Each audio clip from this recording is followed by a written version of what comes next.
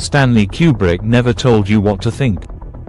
But across his entire body of work, there's a pattern, a mountain-shaped one. It's the rise and fall of masculine identity. Let's start the climb. In Paths of Glory, we meet Colonel Dax. He's honorable, just, and driven by conscience, but he's trapped in a system that doesn't reward virtue. He's masculinity as moral compass, and he loses. Then there's Spartacus. Kubrick didn't love the project, but it gives us the masculine ideal, strength, nobility, and sacrifice. It's the last time masculinity in his films looks clean, almost mythic. But then, Dr. Strangelove arrives, and everything gets unhinged. Power becomes absurd, and sexual insecurity threatens to start a nuclear war. Kubrick is laughing, but it's a bitter laugh. Masculinity is reaching for the summit, but the summit is a joke. And then, there's David Bowman in 2001, A Space Odyssey. He's quiet, neutral, and all competence. He defeats HAL, not with violence, but with calm determination. And after that, he transforms, he becomes something beyond human. This is the peak.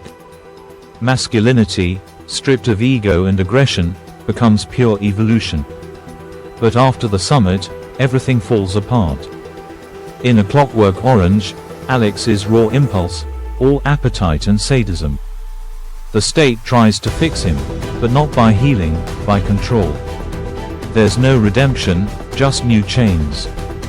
Then, in Barry Lyndon, Redmond tries to perform masculinity. He chases status, wealth, and titles, but it's hollow. His story is a slow, beautiful failure. He can't fill the role he's been told to play. In The Shining, Jack Torrance is husband, father, and writer. But isolation rots his sense of self. His masculinity curdles into violence, and he becomes a monster. Full Metal Jacket shows us a military that doesn't build men, it breaks them. It turns individuals into machines. Here, masculinity is obedience, not identity. And finally, there's Eyes Wide Shut. Tom Cruise's character is wealthy, respected, and powerful, but emotionally, he's lost. His journey isn't violent, it's erotic, insecure, and fragile. By the end, he isn't dangerous. He's exposed. So what is Kubrick telling us? That masculinity, when it's built on domination, control, and ego, is doomed to collapse. That it's a myth, one we keep climbing toward, only to fall from. With one exception, Bowman. Bowman doesn't win. He evolves. Kubrick seems to be asking, what if real strength isn't power, but transcendence? What if the goal isn't holding on, but letting go? Masculinity was never the destination.